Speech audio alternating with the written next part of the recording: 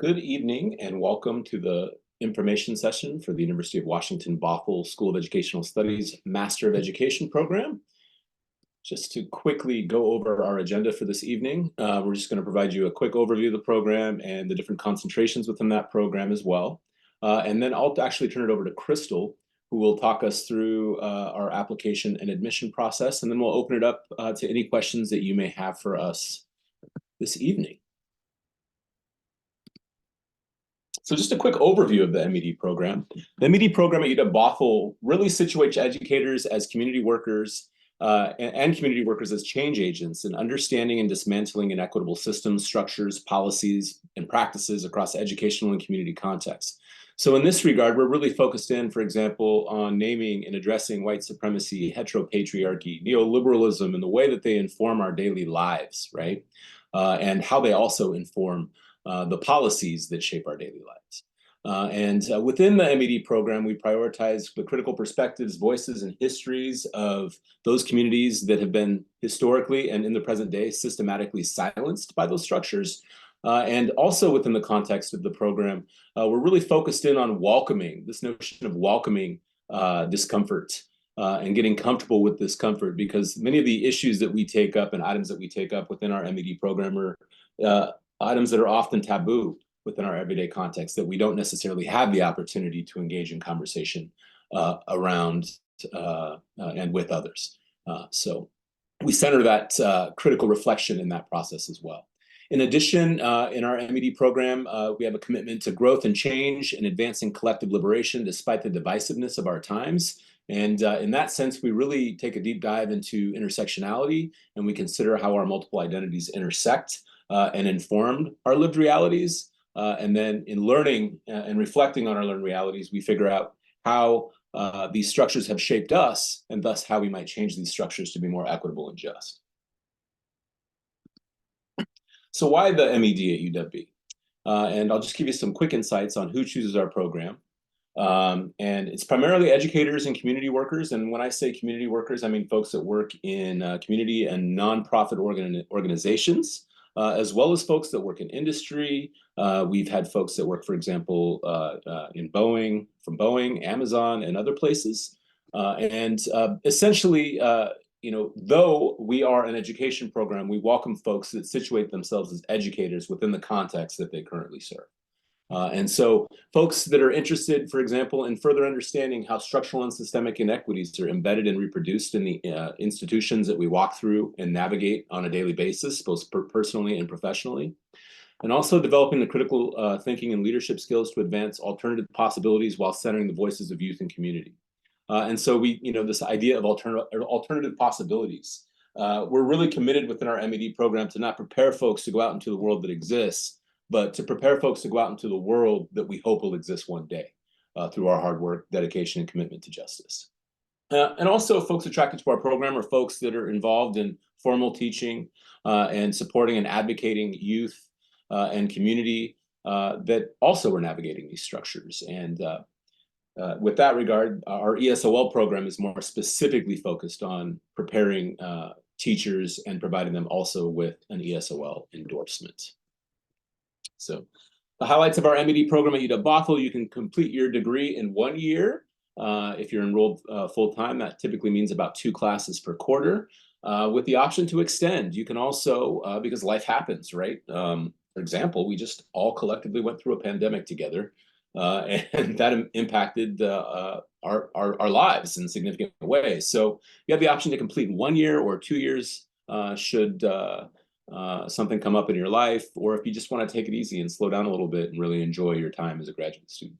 Our classes are typically scheduled in the evenings. They're always scheduled in the evenings, actually, and are all hybrid with the exception of our ESOL classes.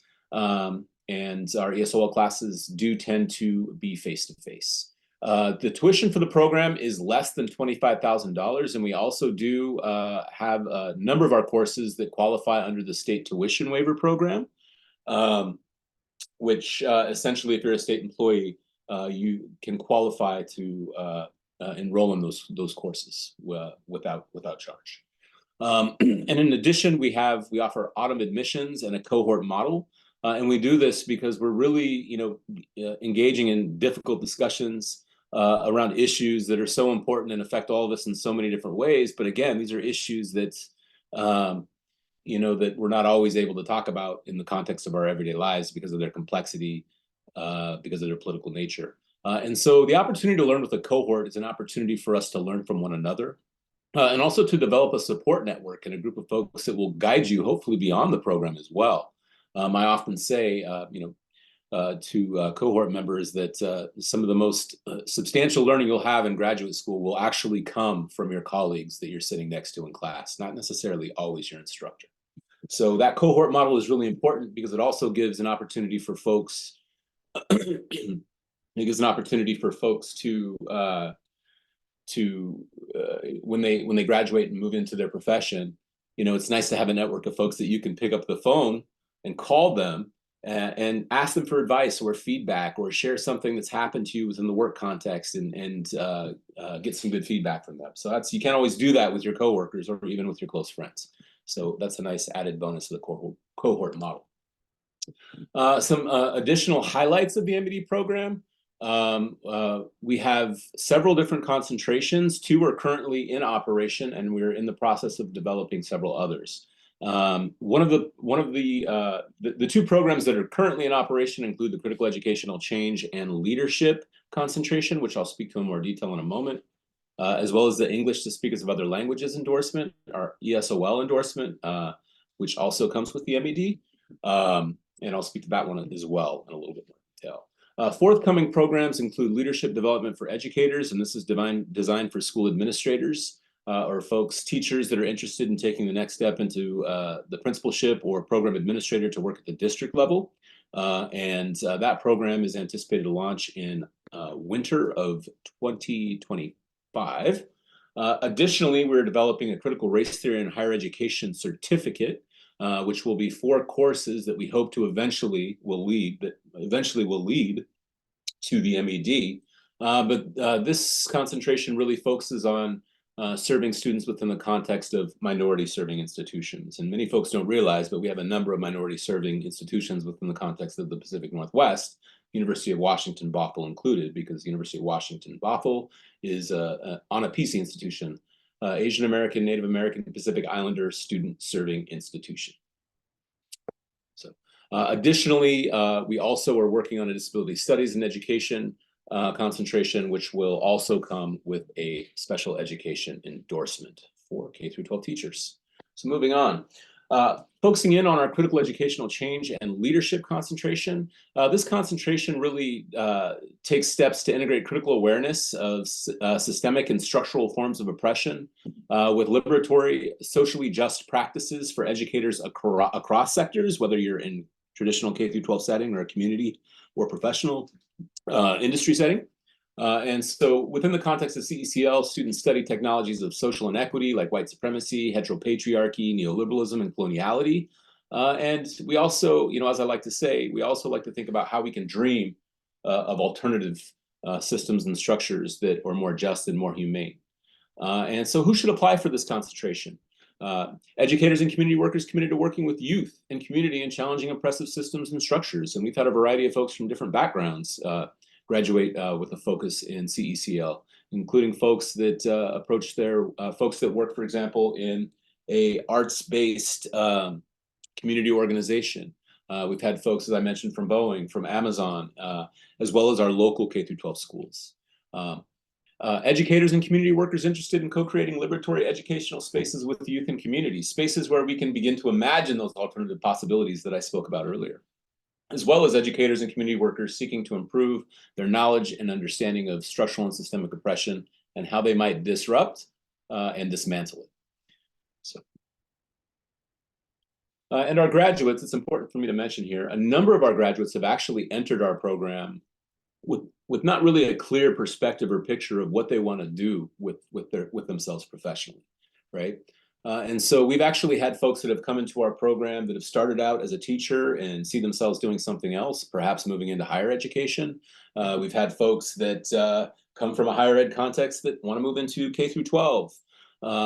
So our graduates have really done a variety of different things, and there's no one particular way to pin them down. But another key thing to take into consideration about our graduates, our program has increasingly become kind of a channel or a pathway towards a doctorate. A number of our students have applied for and been accepted to doctoral programs, PhDs and EDDs focused on educational leadership, to biology, as well as other fields. So the coursework for the critical educational change and leadership concentration amounts to 37 credits, and that includes 2 professional seminars that total 10 credits. They're 5 credits each. Inquiry and Education, which really focuses on educational research and the process of writing up educational research. We have BEDUC 502, Identity and Reflective Practice, and justice work really starts with critical self-reflection of ourselves and our own life experiences, and so that's what we undertake in that course. The core area courses for our CECL, Critical Educational Change and Leadership Concentration, include 512, which is Social Justice Education, Oppression, Resistance, and Liberation. 550, which is a critical pedagogy course, and there's a variety of different lenses and angles through which faculty might, for example, take this course. And I'll say that winter quarter, this course will be taught by Dr. Sarah Shear, who will be taking more of a feminist approach in forwarding critical pedagogy.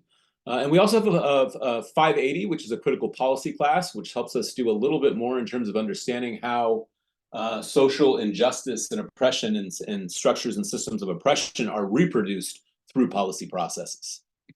And then finally, we have an acting agency for social justice. And in this course, this is where we ask you to identify a critical justice issue within the context of your community, up to you, how you define it, and develop an action plan to address that and implement that action plan.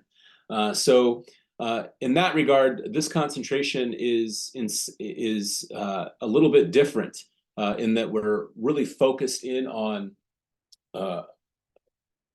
applied knowledge, right? But at the same time, we're also digging deep into theory. So it's applied knowledge of critical theory, and it's really kind of a new kind of approach to the work. And this is why I think we found, students, our graduates moving back into their professions or into other professions or pursuing graduate studies. They've got both of those options. So in addition, you have the opportunity to take a 5-credit elective of your choice, as long as it is at least at the 400 level. And typically, you would take that up with your advisor, your faculty advisor as well. And you would decide on a course that would best fit your needs, your learning needs. And then we also have a completion dossier, and this is where we ask our graduates, our soon-to-be graduates, to speak to their learnings in relation to the learning goals for our M.Ed program. And you can find those learning goals on our website, closely linked to the title of our courses.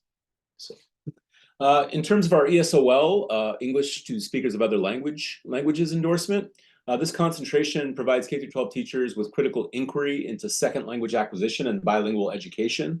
And coursework includes curriculum and instruction, an assessment for teaching English to speakers of other languages. And as I mentioned, it is an endorsement, and it's a very important endorsement. And we're really encouraging folks to step into the ESOL realm, because this is an increasing need within the context of schools in the Pacific Northwest. So who should apply to this program? This program typically attracts more traditional K-12 educators seeking the Washington State Teaching Certification endorsement, not the certification, but the endorsement in ELL, as well as other educators seeking to support ELL students in K-12 classrooms or within community programs or community organizations. For example, we have a number of international students that enroll in this specific program for the work that they do overseas, right? Working with nonprofits and educational institutions. And so graduates of this degree will develop the skills necessary to support and guide English language learners in the classroom. And they will also be prepared to assess and advocate for effective ESOL programming in their schools. And I will also say that ESOL, like the critical educational change leadership concentration, is very much rooted in naming and addressing different forms of structural oppression that inhibit the achievement of educational justice or access to education.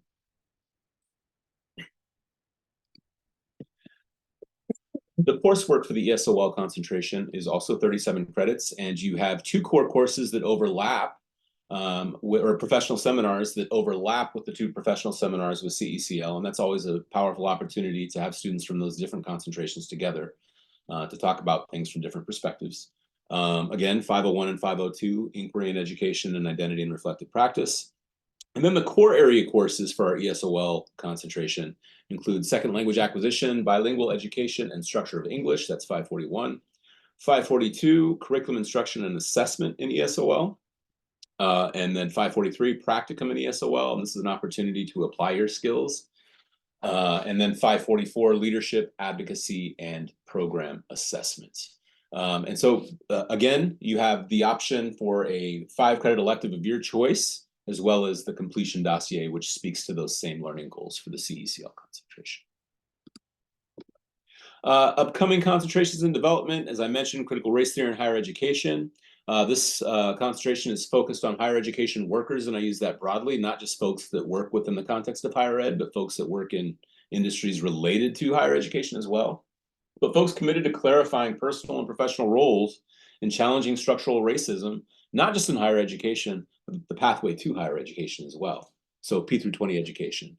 Strong focus on minority serving institutions, or MSIs, as I mentioned, as well as tribal colleges and community colleges. We really, a number of our instructors for this concentration will actually come from the community college context. And these are folks that are serving communities that are furthest from justice, quite frankly, that have already been left out by the K through 12 education system oftentimes, right? It's a 20-credit certificate, and as I mentioned, shortly after we launch the certificate, which I can't even project that date quite yet, we also hope to shortly thereafter launch the M.Ed option. We're also, as I mentioned, launching next winter of 2025, Leadership Development for Educators, and this is a focus on educational leadership. So it's K through 12 educators seeking the Washington State certification as a principal or administrator. So if you want to be a principal in Washington State, you must have at least 3 years of experience as a teacher, a certified teacher. And this is that next step then to get your master's degree, as well as your principal certification so that you can move into leadership roles, as well as district leadership roles, serving as a program administrator. The cool thing about that program is we have program administrators and principals within the same classroom, and they're able to discuss things from a district as well as a school building perspective. So folks that will be interested in our LEAD program are folks or educators with the desire to advance anti-racist approaches to leadership within the context of K through 12 schools and district offices. We're very intentional about our focus, and that is anti-racism. It is an issue that schools in the state of Washington and beyond the state of Washington, down into Oregon as well, have significantly underserved minoritized communities, particularly racially minoritized communities, right? And so we make that front and center in our work. Okay, so I will now turn it over to Cristal to talk a little bit about our application and admission process. Sure. So what I want to talk about right now are the minimum requirements for admission. So these are our admission requirements that are held by the UW graduate program. So across the 3 campuses, this is what is required of applicants. So the first is that applicants must hold a baccalaureate degree from a regionally accredited college or university in the US, or its equivalent from a foreign institution. So again, holding a bachelor's degree from the US, if you do have a bachelor's degree from a foreign institution, it does need to be assessed and reviewed to make sure that it is in fact equivalent. The other piece is that you do need to have a 3.0 GPA, either in the last 90 quarter credits or 60 semester credits of upper division coursework within that bachelor's degree or overall in the bachelor's degree. If you already have another master's or you already have another graduate degree, there's a possibility for us to use the GPA for that as well. And then the last piece is the English language proficiency piece. So this is for applicants whose native language is not English. So you must demonstrate English language proficiency. That can be demonstrated in several ways, but you can learn more about that on our website. So real steps to apply. It's a pretty simple process. We encourage you to read the application requirements that we have online and prepare your documents. We'll see your essay. So one of the things that we ask for is a current resume. We want to really learn about where you're coming from, what your experience says about you. like Tyson says, we have people coming in from all different walks of life, and a lot of different industries are represented. Your admissions essay. So the admissions essay is a chance for us to learn a little bit more about you. In the admissions essay, we ask a little bit about your understanding of social justice and social injustice, and also want to learn more about how you envision that your time in this program might impact your view of social justice and the way that you might address it. We do require 2 letters of recommendation. Those are submitted electronically. So you'll just input your recommender's information, and then we'll reach out to them with a link for them to submit that. Academic transcripts, we require unofficial transcripts at the time of application. Once you accept your offer or are admitted into the program, then you'll submit your official transcripts. No worries, Tyson. And then just quickly want to review the dates. So our first priority application deadline is January 15th, which is coming up in a little bit less than a month. And then we do have one final application deadline after that on May 1st.